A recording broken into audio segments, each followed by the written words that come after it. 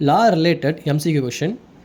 Legal representative under section 211 of CPC means a person who is a question என்ன அப்படின்னா CPC பொறுத்து section 2 subclause 11ல் legal representative அப்படிங்கிறது யார் அப்படின்னு சொல்லி கொஷனு.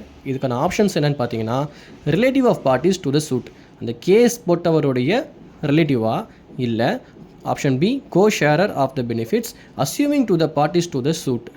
இந்த சூட்டில் அவங்க கேஸ் போட்டிருப்பாங்க இல்லையா, அந்த கேஸ் போட்டதில் யாருக்கு வந்து பெனிஃபிட் போய் சேருதோ அந்த கோ ஷேரரா அப்படின்னு சொல்லி கேட்குறாங்க. அப்படி இல்லைனா option C who in law represents the estate of the deceased, இறந்த நபருடைய சொத்தை யார் சட்ட ரீதியாக ரெப்ரசன்ட் பண்ணுறாங்களோ அவங்களா. Option D none of the above, யாருமே இல்லையா அப்படிங்கிறது இந்த கொஷின். இதுக்கான ஆன்சர் என்ன அப்படின்னா ஆப்ஷன் சி, இறந்த நபரினுடைய சொத்தை யார் ரெப்ரசன்ட் பண்ணுறாங்களோ அவங்க தான் சிபிசி பிரகாரம் லீகல் ரெப்ரசன்டேட்டிவ். ஓகே, இப்போ உங்களுக்கான question. Under civil procedure code 1908 foreign court means, சிபிசியில் ஃபாரின் கோர்ட்னா என்ன அர்த்தம்? Option A a court situate outside India, இந்தியாவிலேருந்து வெளியே சுச்சுவேட் ஆகிற கோர்ட்டா, இல்லை option B a court situated outside India and not established under the authority of government of India.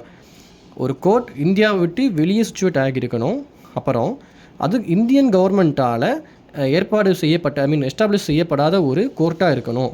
இதுவா? இல்லை option C a court situated in India applying foreign law, இந்தியாவுக்குள்ளே court situate ஆகியிருக்கணும், foreign law வந்து அங்கே apply ஆகிட்டு இருக்கணும். அதுவா? இல்லை எல்லாமே வா? Option D all the above, எல்லாமே வா.